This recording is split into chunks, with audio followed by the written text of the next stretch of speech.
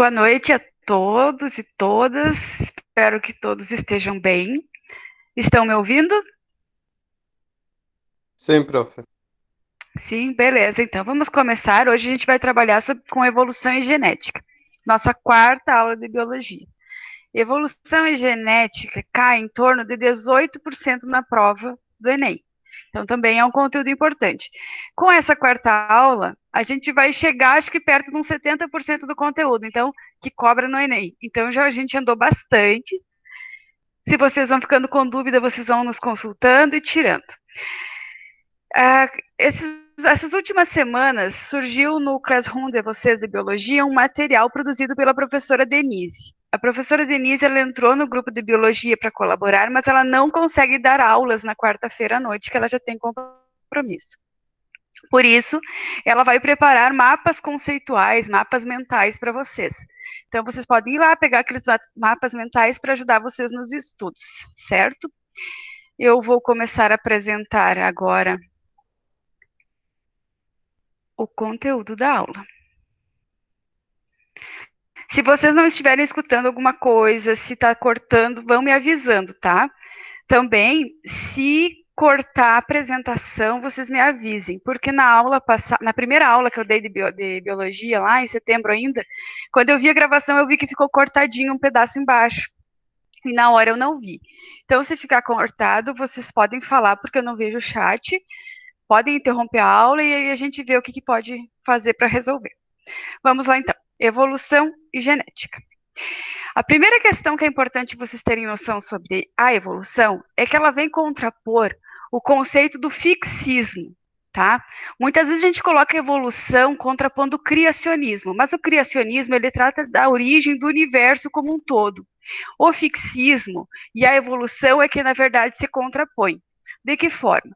Antes de se elaborar as ideias, as teorias evolucionistas, se pensava que as espécies surgiam no mundo e assim permaneciam até serem extintas, que elas não modificassem suas características.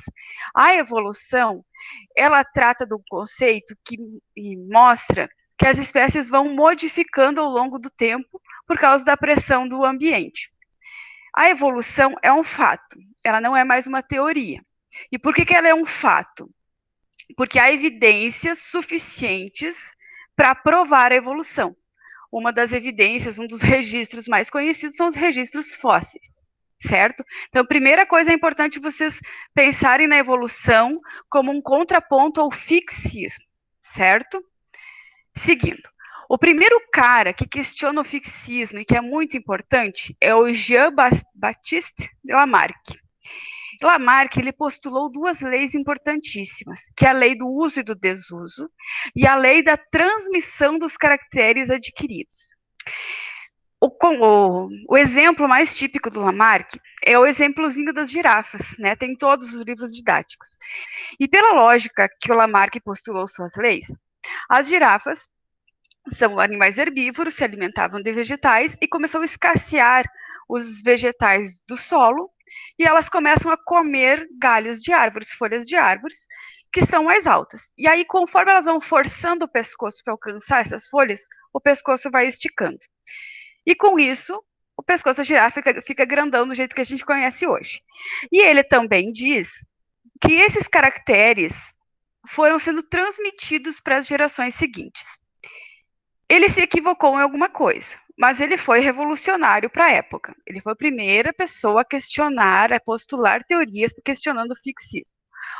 Vamos pensar nessas duas leis do Lamarck. Uma delas, a gente já provou que não é real, que é a transmissão dos caracteres adquiridos, certo? A gente não transmite. Então, o pescoço alongado, ele não ia ser transmitido para as gerações seguintes. Mas, a lei do uso e do desuso, vamos esquecer um pouquinho as girafas, vamos pensar na musculatura que a gente tem. Se você começa a usar menos uma determinada perna, digamos, você colocou um gesso aqui, ficou meses com o gesso, você vai ter uma atrofia muscular. Então, a lei do uso e do desuso, desculpa, ela é real. Só que essa característica adquirida em função do desuso, ela não é passada para as gerações seguintes. Esse foi o equívoco de Lamarck nas suas teorias. Então, qual a grande contribuição do Lamarck para a evolução? É a adaptação dos organismos ao meio, tá? Então, em função de determinadas características do meio, esses organismos passam a se adaptar e, com isso, se modificar suas características. Essa é a grande contribuição. Passando para o mais conhecido da evolução, Charles Darwin, e aqui eu destaco o Wallace, Alfred Wallace, que é um cara que é pouco conhecido na ciência, porque o Darwin publicou Origem das Espécies, que foi um livro super famoso, mas o Wallace chegou a ideias muito semelhantes ao Darwin praticamente na mesma época, e eles chegaram a publicar documentos juntos sobre a evolução, mas ele fica esquecido. Mas vamos lá, qual que é a ideia central da evolução a partir de Darwin e Wallace? Todos os organismos descendem de ancestrais comuns, e o principal agente de modificação é a seleção natural. Darwin, ele fez aquelas viagens que talvez vocês já ouviram falar, que ele viajou o mundo conhecendo animais. Na ilha de Galápagos, ele encontra essas aves, e aí ele postulou as suas teorias a partir principalmente dessas aves, porque ele percebeu que elas eram muito similares anatomicamente, o que diferenciava elas era o bico. E conforme a característica do bico, essas aves se alimentavam de coisas diferentes. Com isso, ele chegou à conclusão que naturalmente esses animais foram se modificando para se adaptar a um novo alimento para não competirem entre si. Porque se eles continuassem competindo entre si por alimento e escasseando o alimento, alguns seriam mortos, seriam extintos, certo? E dessa forma, ele também percebeu que em algum momento teve um ancestral comum, que todas essas 4 espécies descenderam de um ancestral comum, que deu a eles algumas características similares.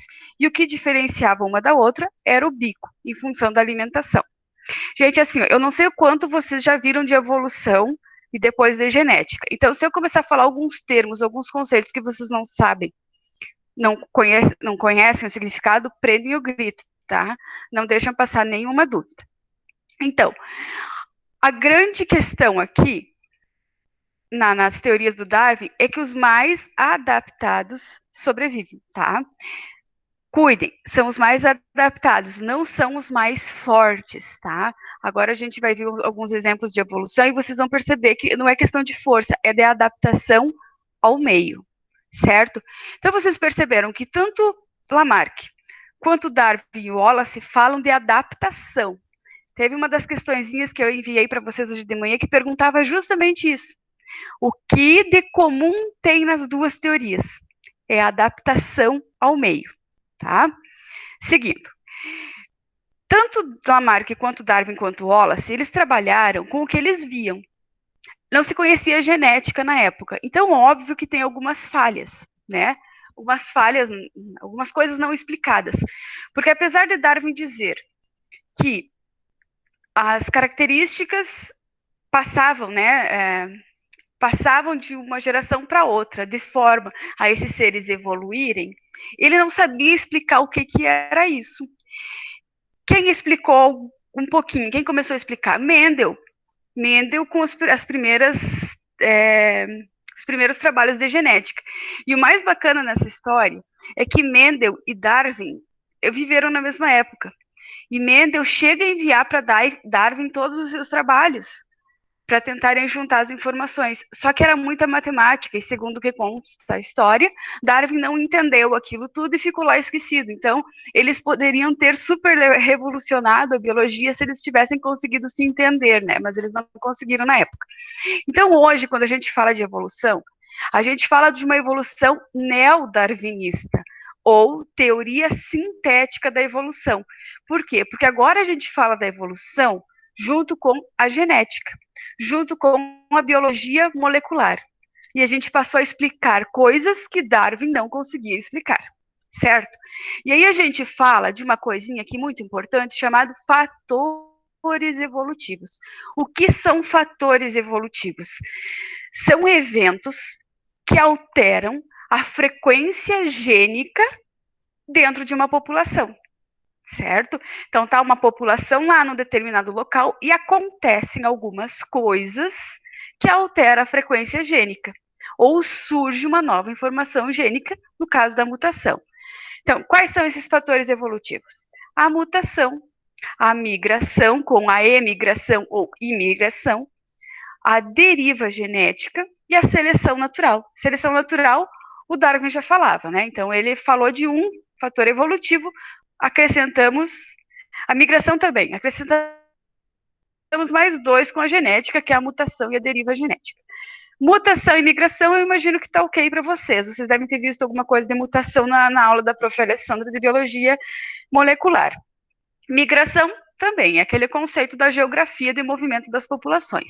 Deriva genética. O que é deriva genética? É um conceito que diz o seguinte: em um determinado local, existe, vamos dizer aqui que é o continente, existe uma população de determinada espécie, aqui joaninhas. Existem joaninhas amarelas e joaninhas vermelhas. Eis que há um temporal muito forte e algumas joaninhas são arrastadas para uma ilha. Coincidentemente, obra do acaso, foram mais ou apenas joaninhas vermelhas. E aí, nessa ilha aqui, você vai ter apenas joaninhas vermelhas. Ocorreu a deriva genética, ou seja, essa população de joaninhas na ilha perdeu variabilidade genética. Ela perdeu a informação genética da joaninha amarela, tá? Isso vale para várias características, não apenas para coloração. Isso a gente chama de deriva genética. Outros termos que vocês vão ouvir bastante quando se fala de deriva genética é o termo do efeito fundador. Então, essa joaninha é chamada de fundadora e ela acaba arrastando a sua informação para esse novo ambiente. Ou efeito gargalo de garrafa. Então, vamos imaginar aqui uma garrafa, tá? E aqui um gargalo. No gargalo da garrafa não passa todo mundo, só passou joaninha vermelha, tá? Nem sempre vai ser do continente para a ilha. Pode acontecer de uma população ser separada da outra por outros eventos, por uma barreira geográfica, de repente você leva acidentalmente um determinado indivíduo de um continente para o outro. Enfim, a lógica é essa. Vai pouca gente, vai poucos indivíduos de uma população para outro local e a frequência gênica nessa população se altera. Seleção natural. A seleção natural é mais fácil. Então, é o seguinte, é de que forma o ambiente interfere na sobrevivência do mais adaptado. Vamos lá. O exemplo clássico de seleção natural é com essa borboletinha chamada betulária. Essas borboletinhas mariposas, na verdade, elas vivem na Inglaterra, e essa primeira imagem aqui, ela mostra como era a casca da árvore coberta por líquens antes da Revolução Industrial. Aqui a gente tem uma borboletinha cinza, malhada, igual essa aqui da outra imagem, só que ela está escondida no líquen. Embaixo a gente tem uma borboletinha preta. Com essa primeira imagem, o que vocês podem concluir? Que a borboletinha preta era mais predada, porque ela fica mais visível. Ou seja, a pressão de seleção natural em cima dessa população de mariposas beneficiava a mariposa, malhada, e prejudicava a pretinha. Quando ocorre a Revolução Industrial, esse ambiente se altera, porque a poluição foi tanta que os líquens acabaram sumindo, e a casca da árvore ficou escurecida pela ausência de líquens e pela poluição. Com isso, aqui tem a borboletinha preta, aqui a mariposa malhada. E aí se inverte. A pressão de seleção natural beneficia as pretas e prejudica as malhadas. E aí a frequência do gene da borboletinha malhada reduz muito na população, enquanto a frequência do gene da mariposa preta aumenta na população. Isso é seleção natural, é o mais adaptado ao ambiente. Para vocês verem que não tem nada a ver com força, Aqui a gente não falou de força, a gente está falando só de cor. Então é a adaptação. Seleção natural está sempre ligada à adaptação. Seguindo. Primeira questão é a Prof, questãozinha. Diga. duas perguntinhas. Uma é bem simples. Tu falou que as joaninhas lá em cima, mesmo que se fosse umas amarelas junto, digamos que fosse 10 vermelhas e duas amarelas junto, elas ainda iriam morrer ou por causa de natural? Não necessariamente morrer. Elas até poderia ter. Aqui, no exemplo aqui não ficou nenhuma amarela. Mas é alteração na frequência gênica. Você até poderia ter umas amarelas, mas como as vermelhas iriam estar em uma quantidade muito maior, elas iriam se sobressair. Vocês têm que pensar na deriva genética como frequência do gene na população. E aí, eventualmente, por ter poucas amarelas, elas poderiam sumir, mas isso ao longo de várias gerações. Não é que elas iriam morrer por ser amarela, por serem diferentes. Seriam diversos cruzamentos, e a tendência é que se tem um número pequeno na população, isso acaba se perdendo. Entendeu? Sim, professora. A outra é da mutação. Eu não estou lembrando muito bem o que é, mas a mutação seria que nem Darwin olhou as aves e de uma originou mais? Não, essa é a especiação, é o processo de formação de espécies, a questão das aves do Darwin. Daqui a pouquinho a gente vai detalhar a especiação. A mutação é uma coisa que acontece num organismo. Por exemplo, uma mutação bem comum que a gente conhece é a mutação causada por radiação que causa câncer. Só que nem sempre a mutação vai ser prejudicial. Às vezes pode acontecer uma mutação naturalmente, dá um erro, é obra do acaso, quando a gente fala em mutação dentro dos fatores evolutivos, e essa mutação gera uma característica nova. E essa característica nova é adaptativa. Então ela acaba influenciando. Vamos pensar assim: existiam os patos que caminhavam na terra e não tinham as membranas entre os dedos para nadar. Deu uma mutação em uns patos e eles começaram a formar membrana. Eis que essa mutação que causou a membrana foi adaptativa e eles passaram a nadar melhor. Então, os patos, com a mutação da membrana entre os dedos, se adaptaram melhor e passam a se reproduzir mais. E aí liga junto com a seleção natural. Mas a mutação é isso, um efeito no gene que causa uma nova característica. Ela pode ser positiva, como pode ser negativa. Negativa, um exemplo é o câncer.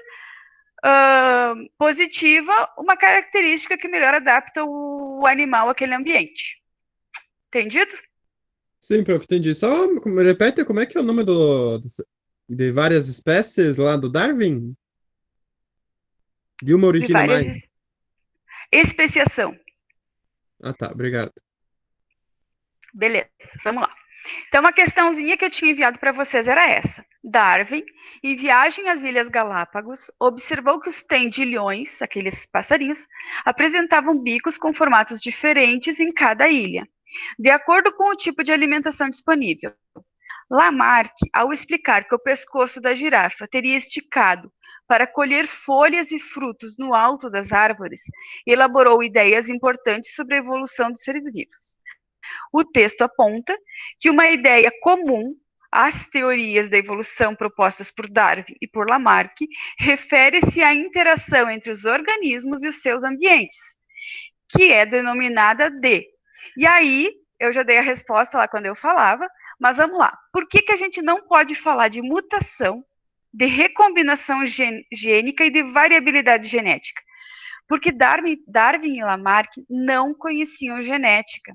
O Mendel, que começa a genética para a gente, ele vem depois, ele publica seus trabalhos depois. Então não existia genética. Vocês já cortam essas três alternativas. A seleção natural foi postulada por Darwin, mas ela não foi postulada por Lamarck. Lamarck falava de transmissão dos caracteres adquiridos, o que a própria seleção natural derruba. Não acontece. Então, os dois falavam de adaptação. Então, quem marcou a letra B no nosso formuláriozinho acertou. Certo? Prof, mutação eles Diga. também não sabiam, né? Como? Mutação, eles também não sabiam, né? Não, não sabia. Mutação está ligado ao gene. Tudo que está ligado à genética não se tinha informação. Seguimos. Aí mais uma questãozinha desse início. Podemos esperar que, evoluindo de ancestrais que disputavam os mesmos recursos, as espécies tenham desenvolvido características que asseguravam menor ou nenhuma competição com membros de outras espécies. Espécies com coexistência, com um potencial aparentemente para competir, exibirão diferenças em comportamento, fisiologia e morfologia. Qual fenômeno evolutivo explica a manutenção das diferenças ecológicas e biológicas citadas? O que vocês acham que é? Nem um palpite? Vamos lá. Nós temos diferentes organismos. Vocês podem até pensar nos passarinhos de Darwin. Eles vivem no mesmo ambiente. Algumas características desses passarinhos vão assegurar menor ou nenhuma competição com membros de outras espécies. Quais essas características que a gente pode falar? Os bicos dos passarinhos, tá? Então eles alteram os bicos para conseguir comer coisas diferentes e se adaptar e não precisar competir com outras espécies. Essa coexistência sem a competição, ela beneficia as espécies. É mais adaptativo. Se é mais adaptativo, vai passar essas características para as novas gerações. Que conceito está ligado a isso? Que fenômeno evolutivo explica a manutenção dessas características ao longo das gerações? Vamos lá. Mutação. Mutação não é, porque mutação é o surgimento de uma nova informação gênica, que não quer dizer que vai seguir, enfim, vai depender de outros fatores. Fluxo gênico também não é. Deriva genética. Lembra que deriva genética é quando você perde informação. Não é o caso aqui. A informação vai ser passada para as gerações seguintes. Equilíbrio de Hardenberg. Ei, que bicho é esse? Gente, equilíbrio de Hardenberg é um conceito que eu vou passar rapidamente para vocês. Aparece no Enem, mas ele vai aparecer geralmente assim, como uma alternativa. É um conceito bem teórico. O equilíbrio de Hardenberg trata de uma população teórica, que ela não está sob efeito de nenhum fator evolutivo. Lembra o que são os fatores evolutivos que eu falei agora há pouco? Mutação, migração, seleção natural e deriva genética. Não existe nenhum desses efeitos em cima da população. Essa população não existe naturalmente. É uma população teórica, tá? E ela foi postulada por esses dois caras como forma de achar a proporção gênica teórica de uma determinada população. Essa aqui é a formulazinha que eles usam. Mas vamos deixar isso de lado, porque cai tão pouco que não vale a pena queimar neurônio com isso. Vamos voltar à pergunta, então. Qual o fenômeno evolutivo que mantém ao longo de gerações uma adaptação, uma característica que beneficia a população? É a seleção natural. Compreendido? Sim, professor, só podia explicar de novo por que que não é deriva genética? Porque a deriva genética lembra que você diminui, você perde informação genética. Então Ah, ela tá, é não que pode. deu Oi? uma travada na minha internet aqui. Ah, tá. É isso. Ela perde. Como a gente está falando de manutenção da característica, não há perda de informação genética. Mantém tudo igual, tá? Bora lá. Eu vou passar esse aqui para a gente não. Depois vocês recebem a apresentação e fazem isso. Vamos lá para a especiação que eu falei para vocês, que eu iria detalhar um pouco melhor. A evolução. Para surgir novas espécies dentro da evolução, ocorre um processo chamado especiação. Aqui, ó, bem simplesinha a palavra, lembra muito espécie, bem tranquilo. Mas o que é espécie? O que a gente pode dizer que é uma espécie? É um grupo de organismos com características semelhantes, físicas, anatômicas, fisiológicas, que reproduzem entre si e que geram descendentes férteis, tá? Isso é muito importante, geram descendentes férteis. Vamos pensar num caso que há reprodução e que não gera descendentes férteis. O cruzamento entre cavalo e burro gera a mula. A mula é estéril, então a mula não é uma espécie. O que é a espécie? O cavalo e o burro. Porque a mula não consegue cruzar, a mula não consegue se reproduzir. Ela é uma mistura de duas espécies, tá? Naturalmente, ela não tem futuro, entendeu? Ela não tem como estabelecer uma população. Então, ela não é uma espécie. Uma espécie é quando consegue se reproduzir e gerar descendentes férteis. Vamos ao conceito de especiação. Ele ocorre geralmente por isolamento geográfico. Vamos lá explicar por esse esqueminha aqui. Aqui em cima, nós temos uma população hipotética representada pelas bolinhas verdes. Essa população, ela vai ser dividida ao meio aqui por uma barreira física. O que pode ser essa barreira?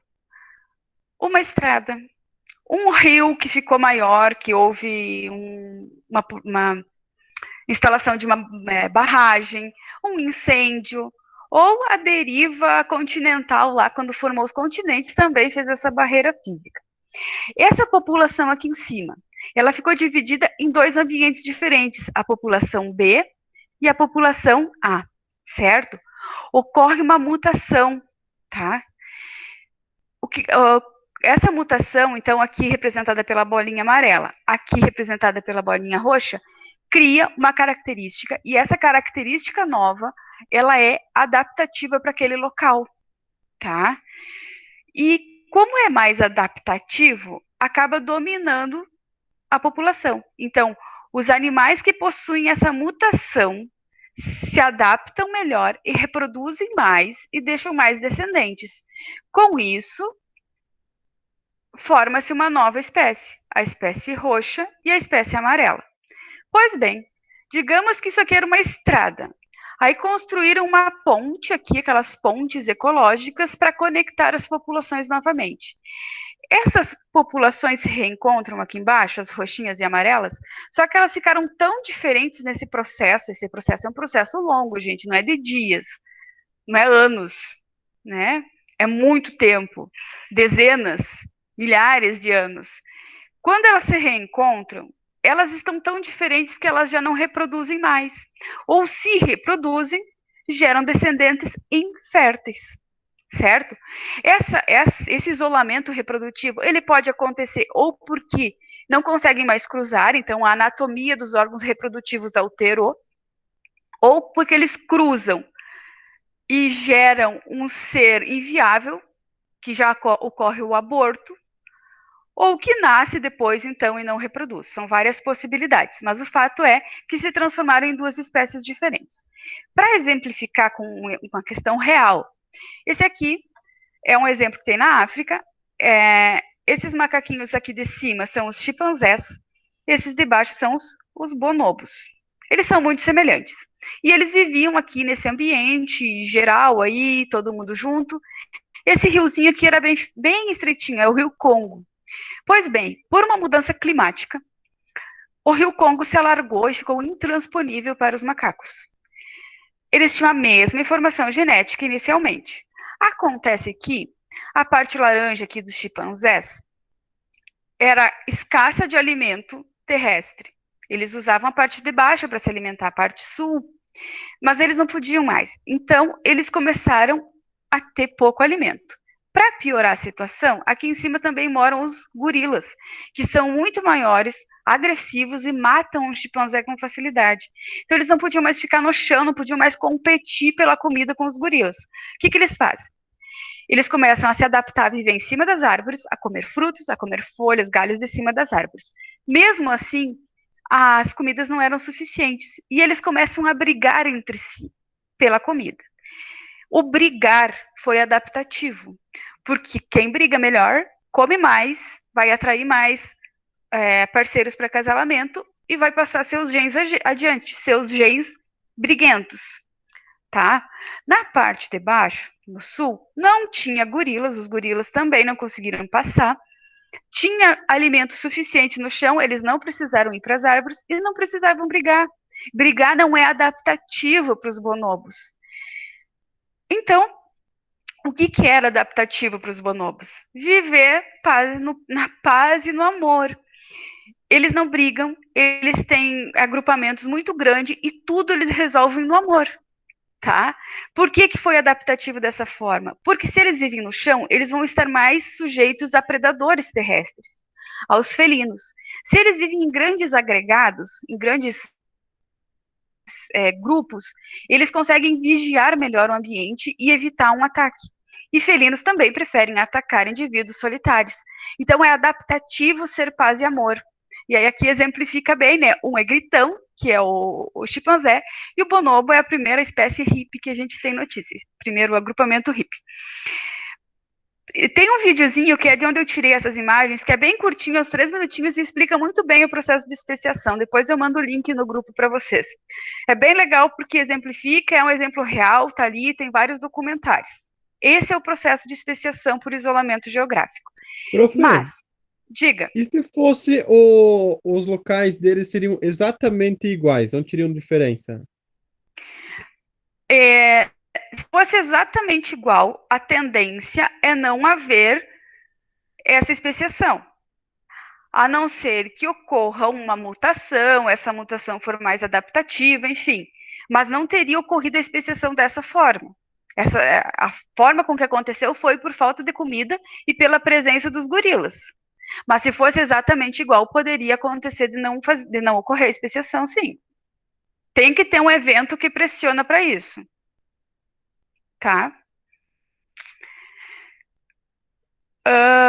Então, a especiação, ela tem 3 formas de ela acontecer. A simpátrica, a alopátrica e a parapátrica. Cheio de nome esquisito, mas não se assustam. Vamos desmembrar essas palavras. Pátrica, gente, vem de pátria, de território. Então, as 3 estão falando alguma coisa sobre território. Simpátrica, mesmo território, não tem o isolamento geográfico que a gente falou no slide anterior, tá? Alopátrica, diferente território. Então, o que ocorreu com os chimpanzés é uma especiação alopátrica. E ainda tem a parapátrica. A para, pensa em paralelo, é ao lado. Então, não há isolamento geográfico, elas não ocorrem no mesmo ambiente, mas elas ocorrem num ambiente que se sobrepõe, que é uma zona híbrida que a gente chama, tá? Assim, eu botei a parapátrica aqui, mas ela é a menos importante. Lembrem da simpátrica e da alopátrica, que é mais cobrada, principalmente a alopátrica, que é a mais comum. A simpátrica não é comum acontecer. Agora eu não lembro de um exemplo real para mostrar para vocês. Aqui, para explicar melhor, no esqueminha a alopátrica, a parapátrica e a simpátrica. Então, a alopátrica, barreira geográfica. Parapátrica, elas migram para um ambiente, mas elas permanecem coladas e a gente tem uma coisa aqui que a gente chama de zona híbrida. Da parapátrica eu tenho um exemplo. As jararacas pintadas que tem no Brasil são várias espécies. E elas têm uma zona híbrida. Então, a jararaca que a gente tem no Rio Grande do Sul, no sul do Rio Grande do Sul, e a jararaca que a gente tem no norte do Rio Grande do Sul e em Santa Catarina, não são a mesma espécie. Tá? Elas não geram descendentes férteis, mas elas têm uma zona híbrida, que elas cruzam e elas geram filhotes híbridos que não são férteis. Tá? Então, o exemplo da jararaca serve para a parapátrica. E a simpátrica, ocorre aqui um evento que é dentro do próprio território. A simpátrica ela vai estar relacionada com mutação, porque não há uma pressão exatamente territorial. Até pode haver uma pressão, por exemplo, pressão por alimento, e aí ocorre uma mutação e começa a gerar uma espécie nova dentro do território onde está a espécie anterior. Só que é difícil imaginar isso. Ela não é fácil de ser visualizada e eu não lembro de um exemplo agora para dar para vocês. Mas gravem o nome, porque ela normalmente vai cair teórica mesmo. O que é alopátrica, o que é simpátrica? A alopátrica território diferente, simpátrica, mesmo território. Então, uma Professora, questãozinha. Diga. o que que é uma zona híbrida que eu tava Ah, tá. falando? Tá, aqui vem da genética, na verdade. Quando o organismo híbrido que a gente fala aqui é um organismo que ele vai ter informação genética das duas espécies. O híbrido é isso. Então, lá na genética, quando a gente fala. Eu não sei se você já teve genética. Já Na estudaram? aula? É aula de genética na escola, assim? Não lembro agora. Não lembra?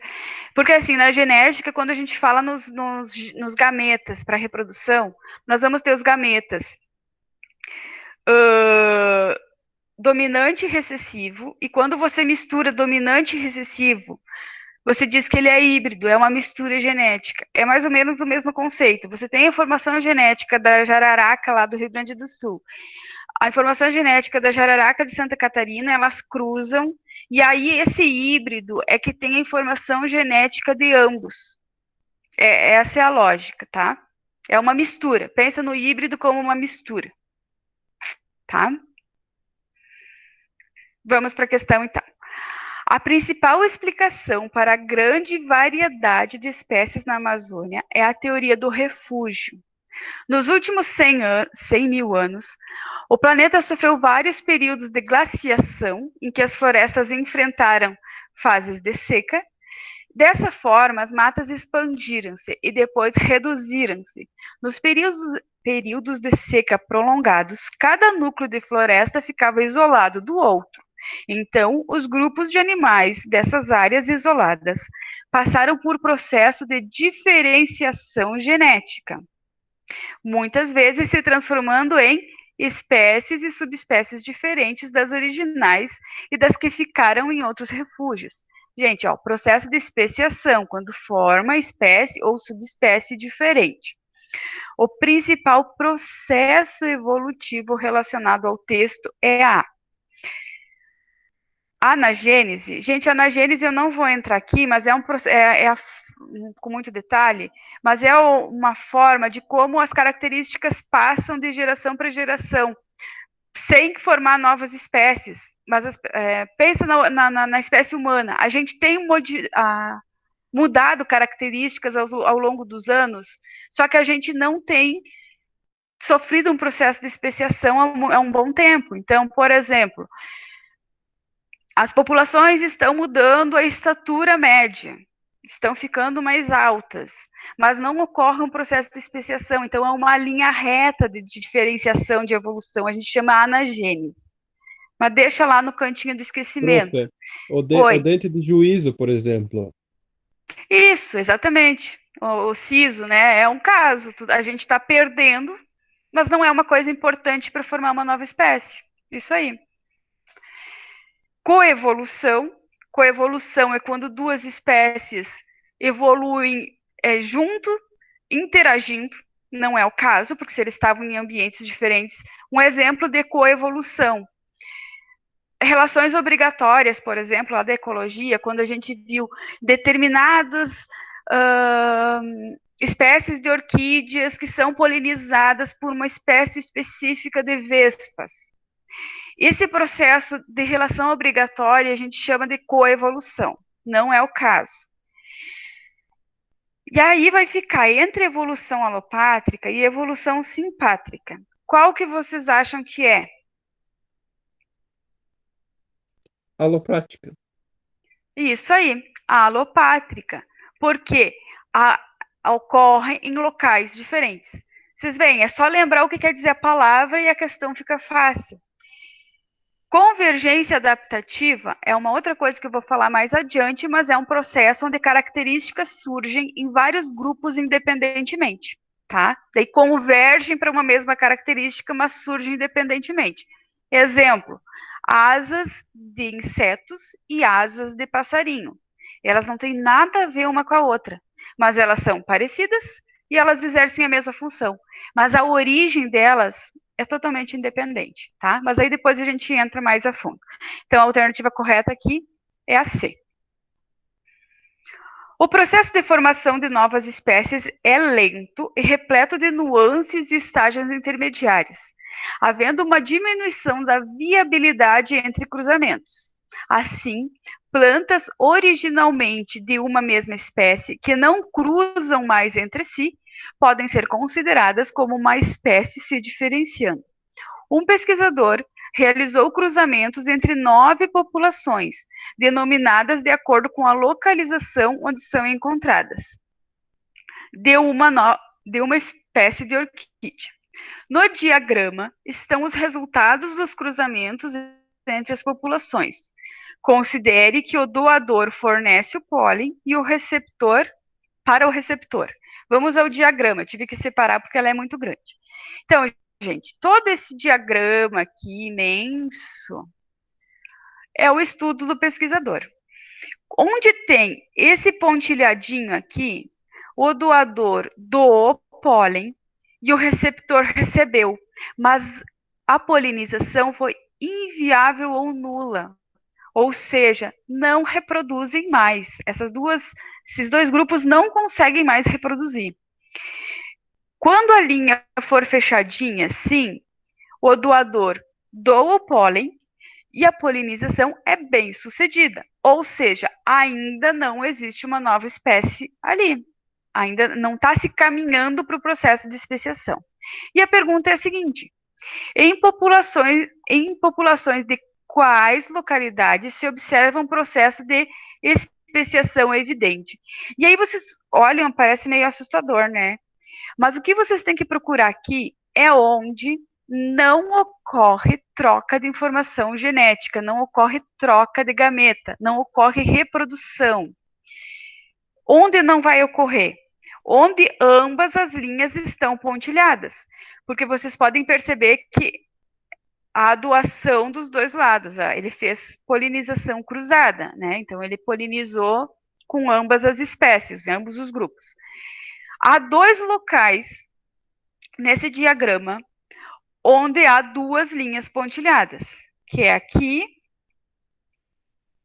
e aqui, tá?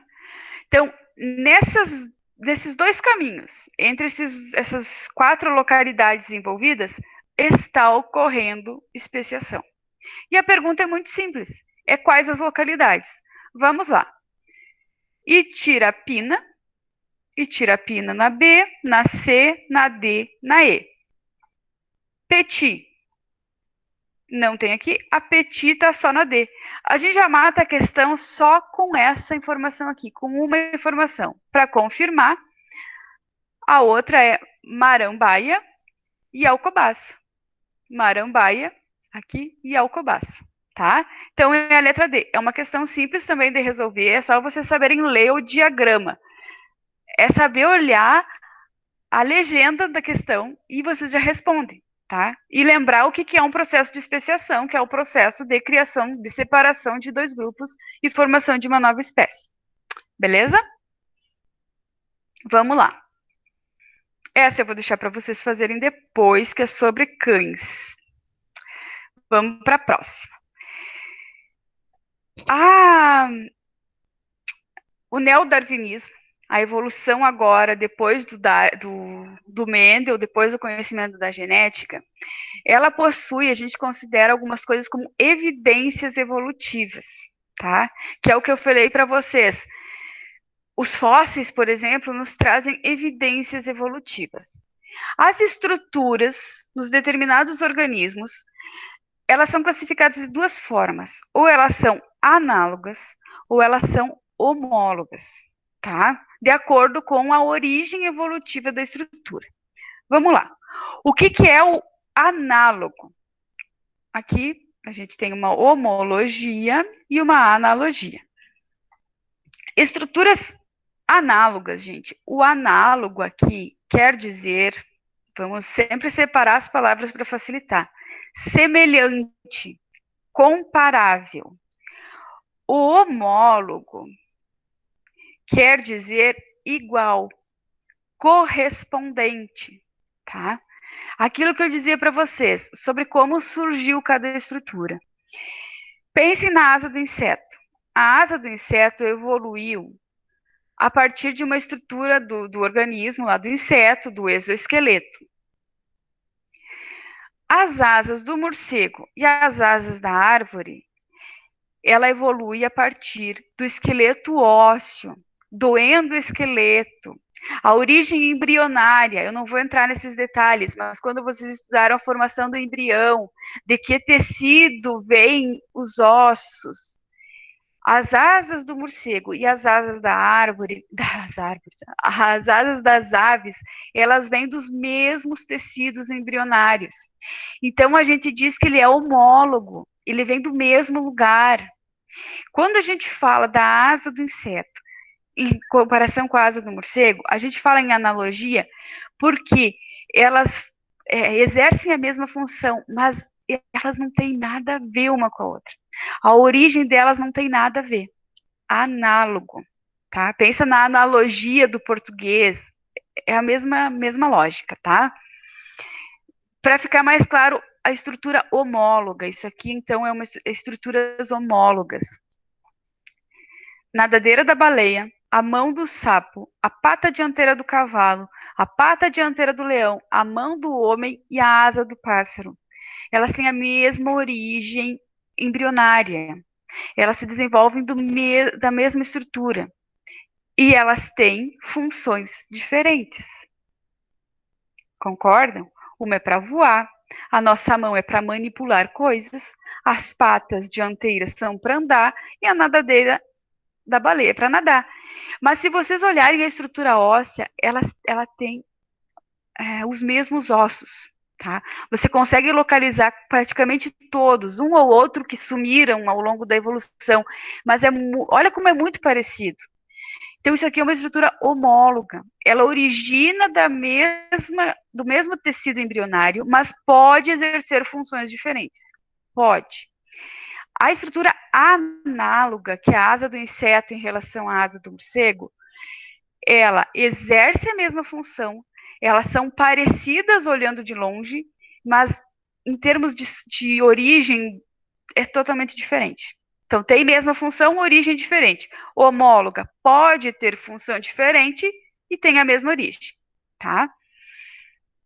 E isso que é a questão das asas aqui dos insetos com as asas das aves e dos morcegos, a convergência evolutiva ou a convergência adaptativa que apareceu lá numa questão anterior. Então, ao longo da evolução desses grupos todos na Terra, esses dois grupos de inseto e de morcego convergiram para a formação de asas para conquistar o ambiente aéreo, tá? Convergiram. Bora lá. Ainda sobre evolução, quando a gente fala desse monte de espécies surgindo para cá e para lá, a gente coloca essas informações todas numa coisa chamada cladogênese, essa organização em clados, em grupos, numa árvore. Tá? Aí tem a árvore da vida, que tem todos os organismos, e aqui eu coloquei a árvore, a cladogênese, da família hominídeo, que deu origem a gente, ao ser humano. Então vamos lá, como é que a gente lê um clado? E clado cai bastante, cladogênese cai bastante, vocês vão ver agora nas questões seguintes. Um ancestral comum, esse ancestral comum não é orangotango, não é gorila, não é ser humano, não é bonobo, não é um chimpanzé, é um outro ser, tá? Um ancestral comum que, devido a alterações no ambiente, aqui um determinado grupo sofre o processo de especiação e dá origem, ao longo de vários processos evolutivos, ao orangotango. O outro grupo segue aqui. Ocorre aqui algum evento, especiação novamente forma o gorila. E assim por diante, tá? Isso é uma cladogênese. Quais são os grupos mais aparentados? São os mais próximos, os que especiaram mais tarde, ao longo do tempo. Isso aqui é um tempo. Esse aqui é o tempo, né? Então, quanto mais para cima, mais recente, quanto mais para baixo, mais tempo faz o processo. Os mais aparentados aqui são os bonobos e os chimpanzés. Concorda? Porque o processo de especiação foi aqui, ó, foi bem tardio, tá? Os mais próximos do ser humano, quais seriam? Bonobos e chimpanzés. Ambos, não tem como diferenciar os dois, tá? E assim por diante. Isso é uma cladogênese. Quanto às características, quando a gente fala, por exemplo, de características que juntam todos esses grupos aqui, que são as características aqui de baixo, a gente fala que são os caracteres primitivos. Quando a gente fala dos caracteres modernos, os que a gente tem agora, e que nos define enquanto espécie, a gente fala em caracteres derivados. Então vamos pensar um caractere derivado do ser humano. Profe, Diga, repete porque travou para mim, pelo menos você. diga, onde que eu parei? Não, tu estava explicando características primitivas e derivadas. Tá. Então assim, as características primitivas é as que aparecem mais na base da cladogênese. São as características que estão lá no ancestral comum, tá? E quanto mais tempo passa, as características que nos definem enquanto espécie são as características derivadas, tá? Vamos pensar numa característica derivada do ser humano. A gente é bípede, tá? O nosso bipedalismo é um caractere derivado que nos caracteriza enquanto espécie em relação aos outros primatas, tá? Isso é uma característica derivada. Beleza? Vamos lá. Uma questãozinha, ó, exatamente a mesma Profe, imagem caiu. uma Diga. curiosidade. O nosso DNA do ser humano e do chimpanzé tem apenas 1% de diferença. É uma curiosidade. Sim, ele é muito semelhante. E dos bonobos também, né? Chimpanzés e bonobos são tão parentes nossos, os dois são a mesma proximidade. Essa questão aqui é de 2017 caiu exatamente a cladogênese que a gente estava olhando. Então, a árvore filogenética representa uma hipótese evolutiva para a família Hominide, na qual a sigla MA significa milhões de anos atrás. As ilustrações representam, da esquerda para a direita, o orangotango, o gorila, o ser humano, o chimpanzé e o bonobo. Tá? Aqui, gente, só quero chamar a atenção para um negócio que não sei se vocês perceberam, naquele anterior não tinha, mas aqui existe essa ramificação aqui na ponta. Por que que aparece? Porque não são espécies únicas, tá? Não, por exemplo, o homem só existe uma espécie vivente agora, mas nós tivemos várias espécies de homens que foram extintas, inclusive espécies de homens que conviveram. O Homo sapiens e o Homo neandertal, eles conviveram. E segundo o que consta, os homens sapiens teriam provocado a extinção do neandertal, tá? Então, por isso que aparecem essas ramificações, tá? Apesar de ter especiado aqui, depois ainda teve novas especiações, surgiram novas espécies ali, mas para simplificar a gente coloca só uma. Vamos para a questão então. Considerando a filogenia representada, a maior similaridade genética será encontrada entre os seres humanos e. Aí eu já tinha comentado para vocês. A maior similaridade genética, ela vai ocorrer entre o grupo que se especiou, que se separou mais tardiamente. Então, acompanhando a árvore, a especiação que deu origem ao homem é essa aqui, de 5,5 milhões de anos. Então, os mais próximos, mais aparentados com o ser humano, vão ser os bonobos e os chimpanzés.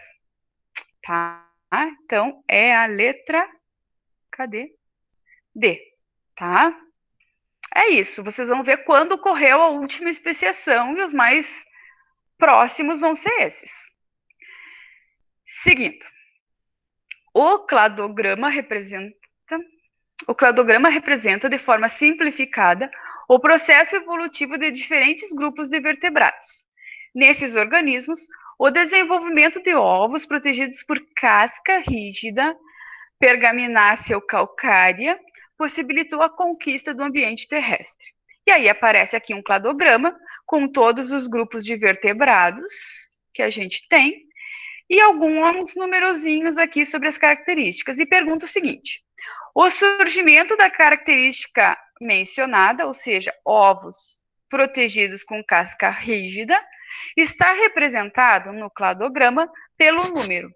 Então, aqui, junta evolução e zoologia. Vocês vão ter que lembrar lá da zoologia quais os organismos que apresentam ovos coriáceos ou com casca rígida, tá? A partir de que grupo... Opa, desculpa, bati no microfone. A partir de que grupo surgem ovos rígidos, com casca rígida? Vamos lá. O número 1 não é, porque o número 1 está falando de um ancestral até dos peixes, isso aqui é um organismo aquático. O 2 representa a característica que surge a partir dos anfíbios. Vocês já viram os ovos dos anfíbios? Alguém já viu? É um ovo extremamente frágil. Ele é translúcido, ele depende da água. Então, não é o número 2. O número 3 separa répteis, aves e mamíferos. E a resposta é o número 3. Aí vocês, porque répteis já possuem ovos com casca rígida, aves também, ave, ovo de galinha. Aí vocês vão me perguntar, mamífero não tem ovo, né? Assim, os mamíferos descenderam deste grupo aqui que tinha ovo. A característica da placenta, que equivaleria ao ovo, ela é uma característica derivada. É uma característica que surge depois, mas só conquistamos o ambiente terrestre plenamente. E podemos desenvolver a placenta e o nosso sistema reprodutivo porque o ancestral comum dos répteis e aves desenvolveu ovo de casca rígida, tá? Então vocês têm que cuidar que determinada característica ela pode não estar mais presente em todos os grupos terminais, tá? Mas ela esteve num determinado momento do processo evolutivo. Conseguiram entender? Sempre eu fiquei que é um. Só uma dúvida, o que é um cladograma? Cladograma é esse desenho, a cladogênese, cladograma, é isso aqui. É essa árvore evolutiva que a gente apresenta com as relações de parentesco, tá? Seguindo, e eu acho que eu vou pular essa aqui, vocês fazem, é um cladograma também, apresentado um pouco diferente, vocês fazem depois. E vamos para a genética, porque senão a gente não vai conseguir passar a genética. Gente, assim, eu não vou conseguir passar todo o conteúdo, porque evolução e genética é bastante coisa. Eu vou fazer um videozinho extra, já tá certo, lá por sábado eu lanço. Então, o que ficou de dúvida, vocês mandam, vocês colocam no grupo, podem me mandar no privado também, que aí as dúvidas eu posso incluir nesse videozinho que eu vou fazer, tá? Não deixam passar dúvida. Então, lembra que a evolução, ela não explicou algumas coisas que ficou faltando, que Mendel começa a elucidar. Mendel, ele estudou aquela experiência lá com ervilhas.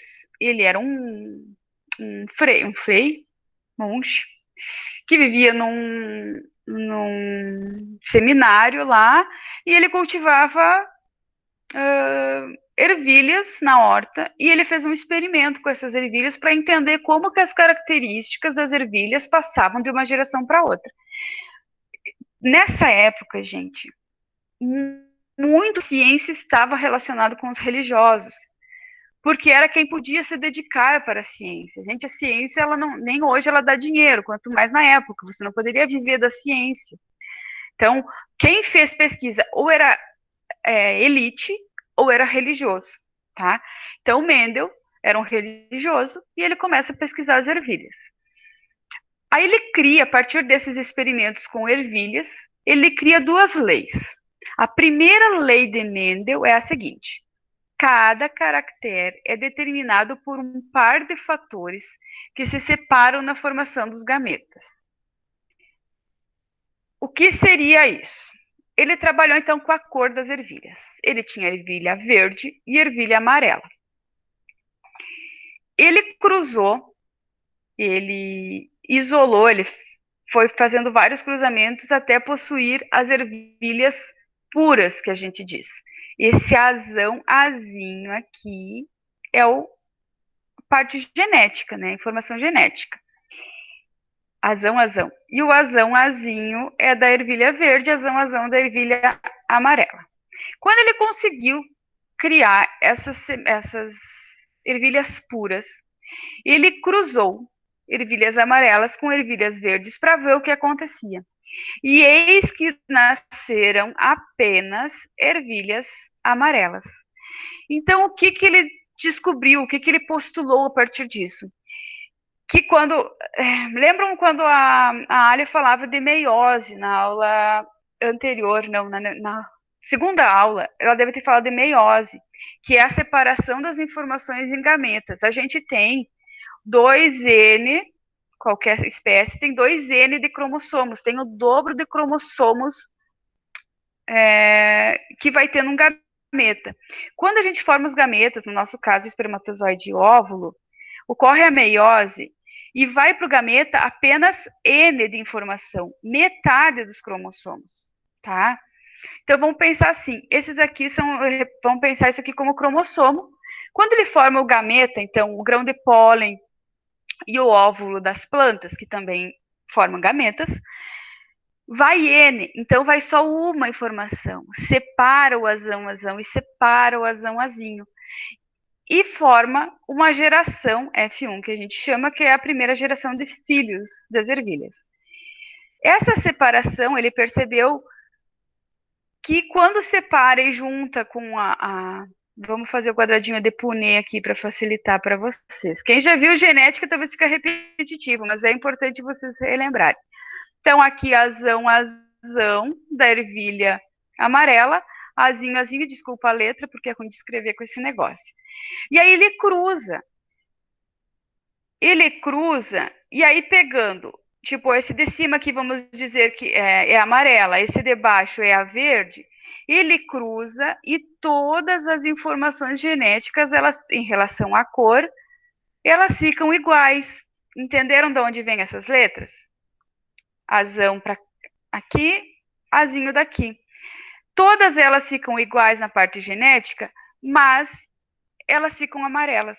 E daí ele diz o seguinte: a cor amarela é dominante sobre a cor verde. E quando ele cruza o azão azinho aqui, quando ele faz a autofecundação das amarelas da geração F1, ele produz a geração F2. E na geração F2 surge isso aqui. Essa é a proporção que ele encontra. Então, aqui. Deixa eu apagar todas. Vamos fazer esse cruzamento aqui para vocês entenderem. Azão, azinho, azão, azinho. Aí ele cruza tudo isso. Gente, vocês não é só um indivíduo, ele cruzou uma população imensa. Opa, vocês pensam que ele fez cálculos matemáticos bem complexos para chegar nesses dados, mas o que importa para a gente é a teoria, a lei. E esse é o resultado. Então, você tem um azão, que é essa aqui, que é a ervilha amarela, dominante, os dois azão. Duas azão, azinho, que continuam amarela, porque a cor amarela domina o verde. E o azinho, azinho. Então, só vai ter ervilha amarela quando for os genes recessivos. Quando a gente tem o azão é dominante, quando a gente tem o azinho é recessivo. Essa é a primeira lei de Mendel. Eu tinha o quadradinho, nem precisava ter feito. E eu esqueci que tinha colocado. A segunda lei aqui, genótipo e fenótipo. O que a gente representa aqui embaixo, a gente chama de genótipo. Vem de gene. A cor, o que a gente vê, a gente chama de fenótipo. O fenótipo vem de forma, visível, tá? Isso é muito importante para vocês terem sempre em mente. Genótipo e fenótipo. No entanto, nem tudo é tão simples. Nem tudo é a dominância completa. A gente tem uma outra coisa chamada ausência de dominância. Então, por exemplo, aqui a gente está falando de cores de flor, verde e branca. Quando cruza flores puras, verdes, vermelha e branca, gera uma população inteira de flores rosa. Por quê? Porque nenhum domina o outro. Nenhuma característica domina a outra. Elas se misturam e forma rosa, igual tinta. Se vocês pegam tinta branca e tinta vermelha e juntam da rosa. É a mesma lógica. Ele mistura. E aí aqui, ó, gente, prestem atenção. Não há letra minúscula, porque nós não temos característica recessiva. Nós temos ambas com o mesmo peso. Quando ele cruza a rosa autofecunda, uma flor rosa, ele vai ter uma proporção igual a que tinha nas ervilhas.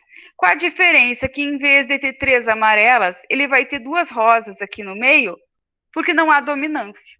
Isso a gente fala de ausência de dominância. Então, um gene não domina o outro, ele se mistura. E ainda, nós temos a codominância, que é o que acontece muitas vezes com as vacas. Nós temos uma vaca vermelha, uma vaca branca, quer dizer, não uma vaca e um boi, né? Um touro. Quando você cruza isso, ele vai dar uma mistura, né? Tu tem aquele espuro, ambos vão ser VB. VB maiúsculo, porque não há recessivo. O resultado disso são as vacas pintadas. Aqui ele chama de ruão, que é a vaca vermelha com branco. Porque em determinada área domina o vermelho, em determinada área domina o branco. Por isso que a gente chama de codominância. Dominam juntos. A proporção fenotípica também repete as outras. Você tem um vezão, vezão, aqui também, um azão, azão aqui. 2 híbridos. O híbrido que foi perguntado antes, o híbrido que a gente fala é esse aqui, é a mistura, o que está no meio. E esse é um híbrido, então você tem 2 híbridos e você tem um branco, tá? Isso é codominância. Então, ou você tem a dominância completa, que é no caso das ervilhas, ou você tem a ausência de dominância, que as cores se misturam, geralmente nas flores, você vê bem isso, ou você tem a codominância, que é quando fica manto, tá? Profe, Segunda, diga. 2 perguntinhas. Tu podia explicar o significado da genótipo e fenótipo? E eu não entendi muito bem por que que essas ali não têm a letrinha minúscula. Tá, vamos lá. Primeiro assim, a letrinha minúscula que a gente usa é para representar o alelo, isso aqui a gente chama de alelo, então 2 alelos. Assim, no organismo a gente tem, para cada característica que a gente tem 2 alelos sobre a mesma informação, porque a gente tem 2 N de cromossomos. Então, para todas as características, a gente tem os 2 alelos. Então, por exemplo, para determinar a nossa cor do olho, tem 2 alelos, tá? E a interação desses 2 alelos é que vai expressar uma determinada característica.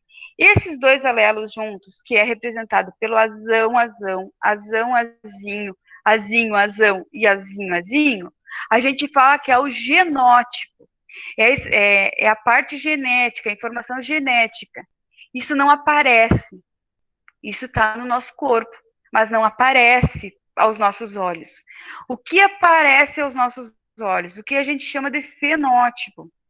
O fenótipo é a expressão da informação genética junto com o ambiente. Por que junto com o ambiente? Aqui, ervilha é tranquilo, ervilha amarela e ervilha verde. Mas vamos pensar no nosso corpo. A gente tem uma determinada informação genética para ter a nossa cor de pele. E essa informação genética, ela é expressada na pele, que a gente vê. Só que se a gente for muito no sol, a gente vai se bronzear. Então, a gente vai ter a influência do ambiente sobre a nossa característica. Por isso que o fenótipo, a gente fala que é a informação genética mais o ambiente. Aqui. Isso aqui é o fenótipo, tá? O que a gente vê, enxerga, é o fenótipo. A informação que está lá escondida no nosso DNA é o genótipo. O que está escondido nas nossas células é o genótipo, tá? E para cada característica a gente tem 2 alelos. E esses 2 alelos a gente herdou dos nossos pais. Uma parte vem no... Fugiu o nome? No gameta do pai, uma parte vem do gameta da mãe. Quando se junta, as informações se adicionam e aí a gente fica com a informação dupla. Esses 2 alelos, eles interagem entre si e aí eles vão expressar a característica. Quando a gente fala em dominância completa, que é o caso das ervilhas, se você tem um gene dominante, ele vai esconder o gene recessivo, tá? Mas ele tá ali. Quando esse gene, esse organismo que tem um alelo dominante e um alelo recessivo for reproduzir, eles vão se separar e vai aleatoriamente sortear um gameta com o dominante e um gameta com o recessivo. E para os filhos vai passar por sorteio, por aleatoriedade. Por isso que um casal que tem olhos castanhos pode ter um filho com olhos azuis, porque essa informação está escondida. Então, a informação escondida, a informação que não se expressa, mas que está lá, a gente chama de recessivo. E a gente representa pelo azinho. Qual que era a outra pergunta que eu esqueci? Por que que as vacas e as flores não têm o azinho? Só tem as Ah, tá. vitaminhas. Porque não há esse genótipo, essa característica escondida. Tudo é expresso, entendeu? O azinho a gente representa aqui a característica recessiva, a característica vai ser escondida pelo dominante. Aqui não tem isso, não acontece isso, porque o vermelho ele não domina o branco, assim como o branco não domina o vermelho, eles se misturam. É só por isso. É só uma expressão do que significa as letrinhas ali. Não há gene recessivo no caso de ausência de dominância e de codominância. É por isso. É questão da recessividade ou não. E um exemplo, então, seria nós, prof? A gente tem características recessivas, sim. Você tem que pensar assim, ó. Isso aqui é um exemplo dentro do organismo. Por exemplo, a vaca. Ela não tem Não, só a prof, sim, cor, eu ela tem. entendi. Eu entendi, eu só Diga, perguntei se nós seríamos. como assim? Se nós Não, teríamos recessivos, não, professora, eu entendi a informação que tu deu ali. Só perguntei se nós seríamos um exemplo disso, ó. um exemplo de Do quê? azinho, ou azão, ou os dois azão. Sim, sim.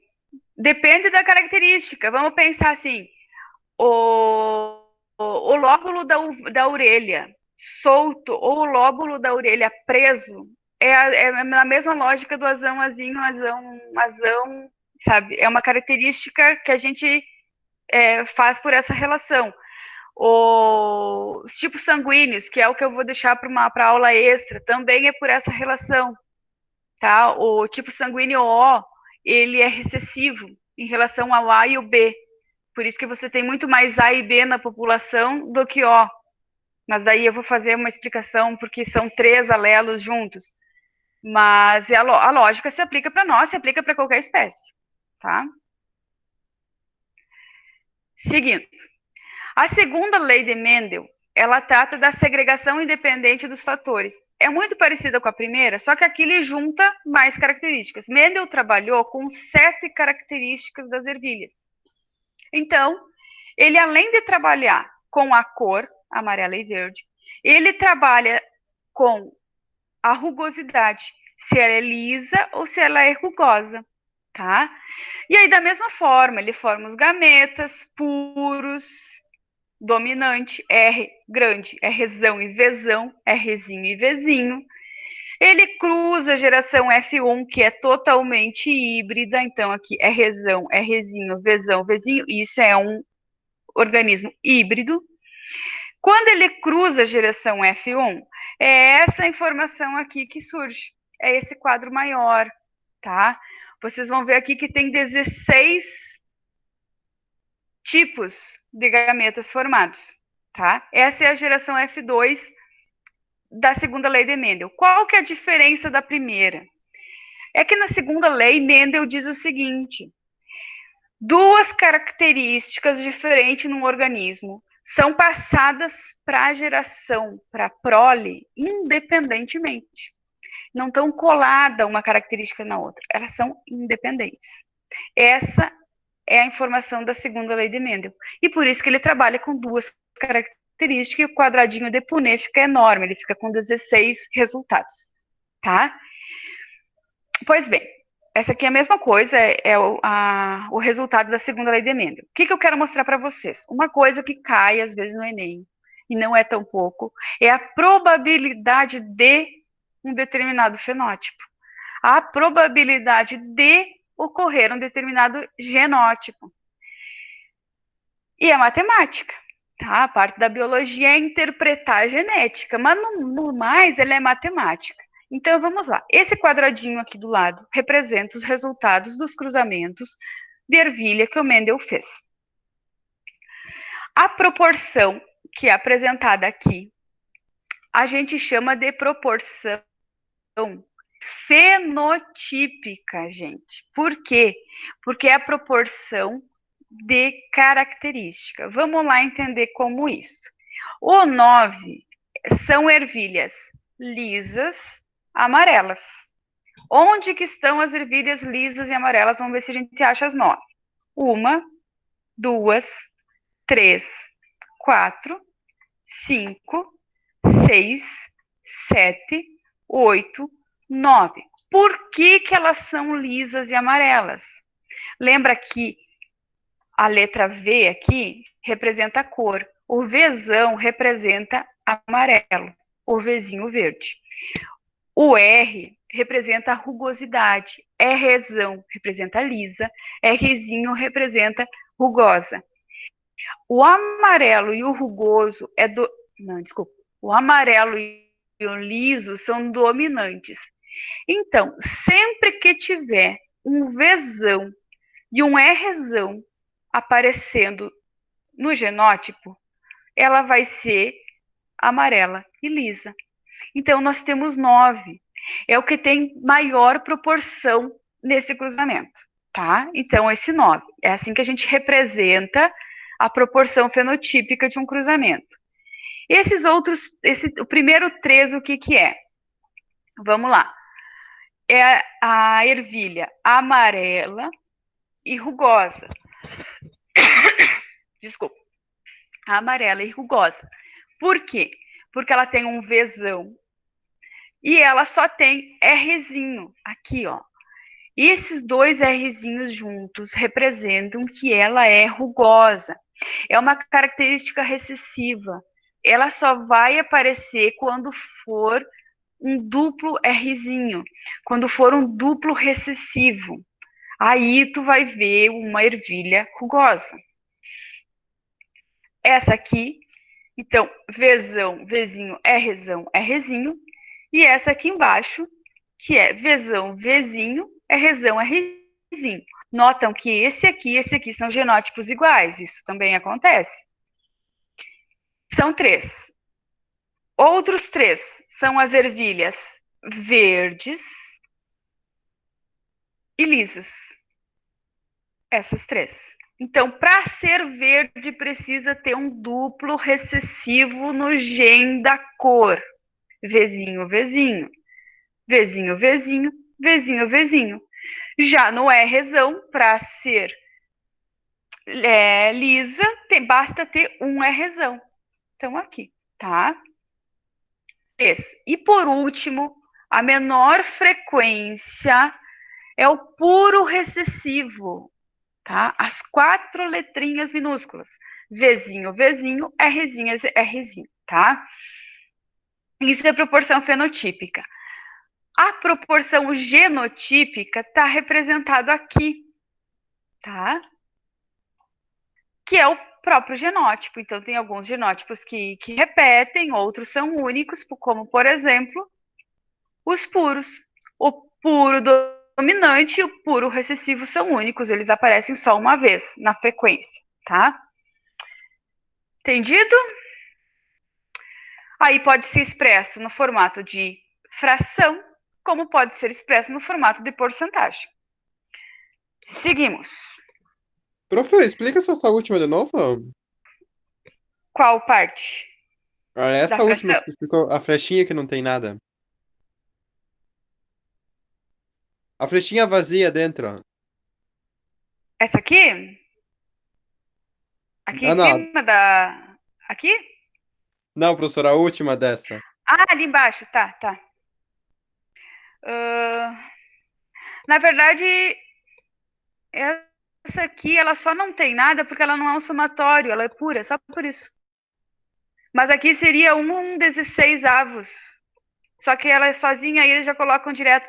Porque não sei se você percebeu, mas aqui eles fazem o somatório. Porque esse aqui é o genótipo, tá?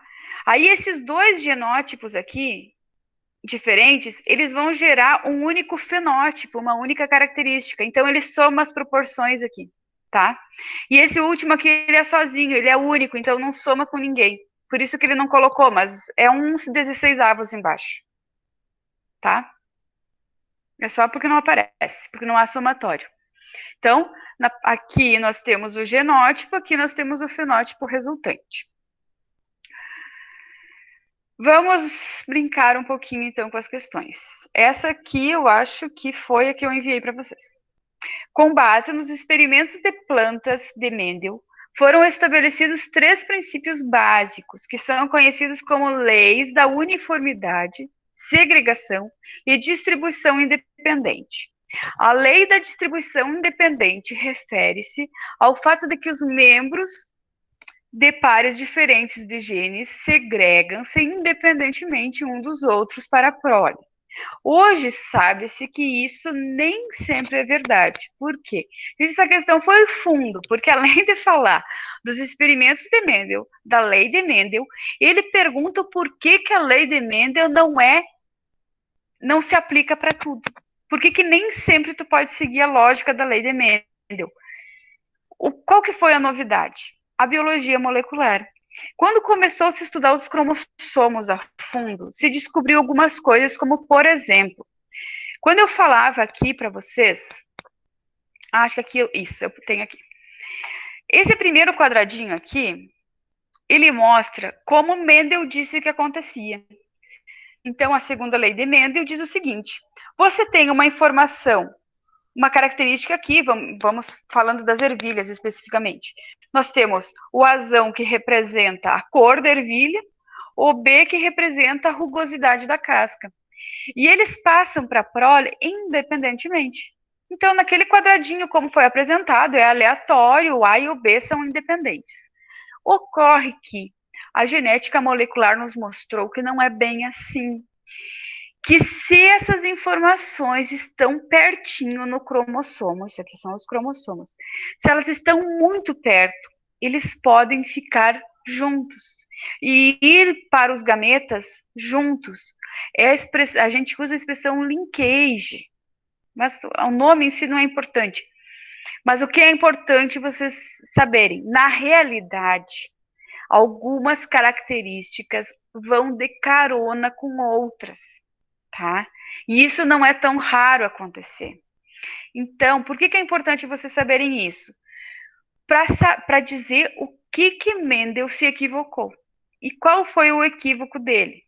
A distribuição depende do caráter de dominância ou recessividade do gene? Isso não está errado, isso está ok, ele falou e ninguém contrapôs ainda. Os organismos nem sempre herdam cada um dos genes de cada um dos genitores. Gente, isso sempre acontece. Tá? A gente sempre vai herdar uma informação do pai e uma informação da mãe. A gente é uma mistura dos dois sempre, é uma mistura perfeita dos dois. Se não acontecer isso, a gente vai ter uma mutação, a gente vai sair com problema. Porque vem metade dos cromossomos do pai e metade dos cromossomos da mãe sempre, tá? As alterações cromossômicas podem levar a falhas na segregação durante a meiose? Pode ocorrer, mas isso não contrapõe a lei de Mendel. Os genes localizados fisicamente próximos no mesmo cromossomo tendem a ser herdados juntos. Essa é a resposta correta, tá, gente? É o que eu falei aqui da carona, do processo de linkage. Quando as características estão muito próximas, elas podem ir juntas. Quanto mais próximas, maior a chance delas irem juntas. E aí dá uma bagunçada naquela lógica da proporção ali do Mendel, tá? É isso, é uma questão bem teórica, não é tão fácil, precisa lembrar um pouquinho da biologia molecular. Beleza? Vamos mais uma questão. Deixa eu dar uma conferidinha no horário. Mais umas duas a gente consegue fazer. O cruzamento de duas espécies da família das anonáceas, cuja fruta pinha resultou em uma planta híbrida, denominada de atemoia. Recomenda-se que seu plantio seja por meio de enxertia. Um dos benefícios dessa forma de plantio é vamos pensar no processo de enxertia. Isso é uma questão lá de botânica, de biotecnologia, que você usa o tronco, a raiz de uma espécie, e você acopla, você encaixa o tronco que vai desenvolver as partes reprodutivas da espécie que você quer. Os nossos cítricos, nossas laranjas, nossas bergamotas, são praticamente todas enxertadas. Por quê? Porque são espécies que não são originárias daqui, não são adaptadas a esse ambiente. Se usa essa técnica para usar um sistema radicular, um sistema de raiz que é adaptado e que vai desenvolver muito mais rápido a planta de cima, a planta que a gente quer colher de verdade. Tá? Então, é uma questão de biotecnologia ligada à genética. Por que a enxertia é importante? Porque quando vocês fazem esse cruzamento aqui, lembra? A planta híbrida é a planta heterozigótica. Então, vamos pensar lá no quadradinho de Punnett, tá? O híbrido, azão, eu vou usar o azão-azinho, mas nem sempre é azão-azinho, tá? Eu vou usar porque é o que a gente começou a usar. Esse é o quadradinho de Punnett, de qualquer cruzamento. Azão, azinho, azinho, azinho. O híbrido, lembra que eu falei que é a mistura? Isso aqui é o híbrido, gente. O que acontece se você cruza dois híbridos? Eu cruzei dois híbridos e só metade da prole é híbrida. O que as pessoas que cultivam frutas querem? Que todas as frutas saiam iguais, que saiam com a característica comercial. Então você não pode ter metade delas fazendo outra coisa. Você precisa que todas façam a mesma coisa. Você precisa que todas sejam azão, azinho. Então, se vocês botar reproduzir com semente, vocês vão ter uma mistura de características que não interessa. Então, a enxertia, ela é um processo que você pega uma planta que você conhece, que você sabe que é híbrido, e enxerta. E ali você só vai colher fruta daquele tipo. Qual é o benefício dessa forma de plantio? A ampliação da variabilidade genética?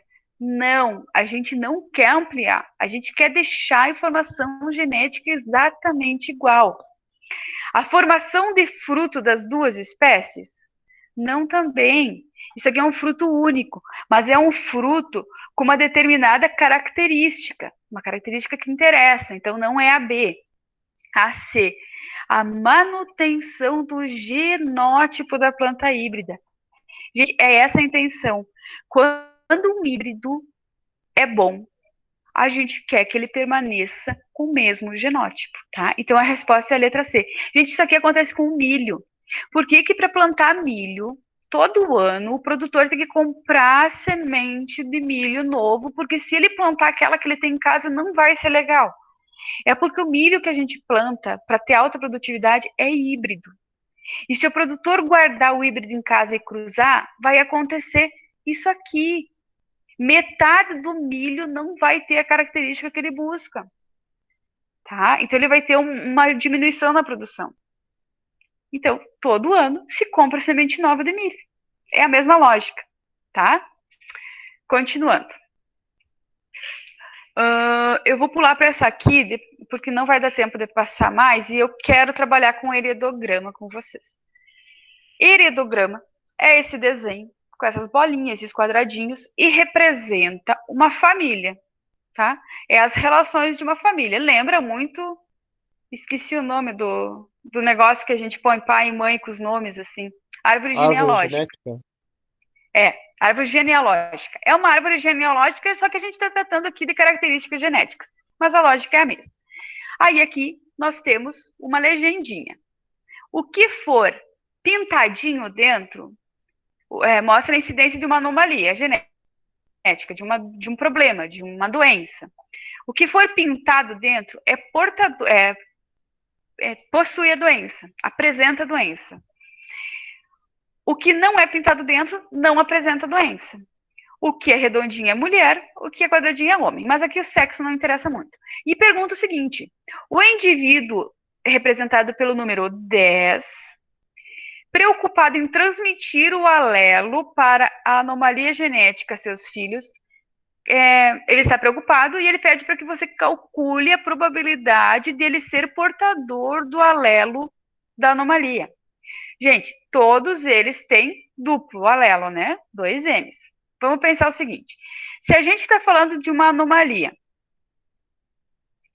que existia aqui, ó, existia no 2, existia no 3, sumiu no 7 e no 8, e ela ressurge no 11. A gente está falando de uma característica que ficou escondida por uma geração. Característica que ficou escondida por uma geração é uma característica recessiva, tá? Para você ter anomalia, você tem que ser azinho, azinho. Então a gente consegue descobrir o genótipo já desses dois carinha aqui. Mas a gente quer saber a probabilidade do 10 ter o alelo. Vamos lá. Qual que é o genótipo do 7 e do 8, que são os pais do 10? Gente, é o seguinte. Primeiro, eles são normais. Se eles são normais, ó, qualquer um normal, tu tem um azão, né? Então aqui, normal. Ele tem um azão e falta um aqui para descobrir. Ele tem um azão e falta um alelo para a gente descobrir. Se eles têm um filho com anomalia, o 11 aqui tem anomalia. É azinho, azinho. Para eles gerarem esse filho, obrigatoriamente, eles têm que estar carregando o alelo da anomalia, tá? Então, aqui, obrigatoriamente, opa, um azinho aqui, azinho azul, um azinho aqui, obrigatoriamente eles são azão, azinho, certo? Mas pergunta a porcentagem. Então, vamos lá. O 10, qual que é o genótipo, o alelo que a gente pode bater o martelo e dizer o 10 tem? Ele é saudável. O 10 com certeza tem um alelo azão. Qual a probabilidade de segundo alelo ser azinho? Vamos pensar no quadradinho de Punnett. Você sempre tem que fazer ele porque ele ajuda muito. O cruzamento, o, o cruzamento aqui dos pais, ó. Os pais são azão, azinho, azão, azinho. O 10 com certeza não é esse aqui, porque esse aqui seria azinho, azinho. Ele não é, isso a gente já bateu o martelo. Então ele vai ficar entre essas outras três possibilidades. Ou ele é azão, azão, ou ele é azão, azinho, tá? Gente, como é que a gente vai transformar isso aqui em probabilidade? Você tem 3 eventos, 3 possibilidades. Você vai fazer uma fração. Aqui embaixo você vai colocar 3, tá? 3 possibilidades. Quantas dessas 3 possibilidades apresentam o alelo azinho? 2. Então, essa aqui, essa aqui. 2/3. Essa é a probabilidade do vivente número 10 ter o alelo recessivo para anomalia. 2/3, gente. Qual desses números aí é essa porcentagem? Aí é matemática, né? É o 67, tá? Não sei se vocês entenderam muito bem o cálculo, mas é isso. É entendendo um pouquinho ali sobre como você vai distribuir os alelos, a conta em si é uma conta matemática, certo? Prof, por Diga. que é o azinho não é? Porque o 10 é normal, ele não tem a doença. Ele não está pintado. Então você já desconsidera o azinho, porque obrigatoriamente ele vai ter um azão. Ele é saudável. Se ele tem um alelo, o alelo está escondido. Por isso que o azinho você já desconsidera. Entendeu? Uhum. Tá. Então, gente, já deu, já passamos das 9. E aí eu vou encerrar por aqui. E aí eu vou dar uma aula sobre tipo sanguíneo, sobre uma doença relacionada com tipo sanguíneo. A gente vai jogar uma questãozinha amanhã de manhã no Instagram para vocês dão uma olhadinha. E aí aqui sobraram várias questões, tá? Eu vou pegar essa apresentação, vou jogar ela em PDF lá no Classroom e vocês façam essas questões, tá? É bastante conteúdo, eu passei meio batido. Eu não sei o quanto vocês estão tendo de evolução, o quanto vocês tiveram de evolução em genética. Eu sei que genética você vê um pouco mais, evolução você vê bem menos.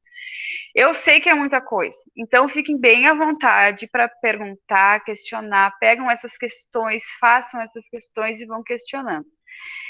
Mais alguma dúvida, gente? Não, prof, queria agradecer pela aula. Obrigado aí. Bom fim de semana.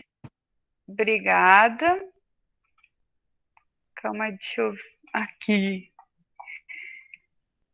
Isso aí, então, podemos encerrar?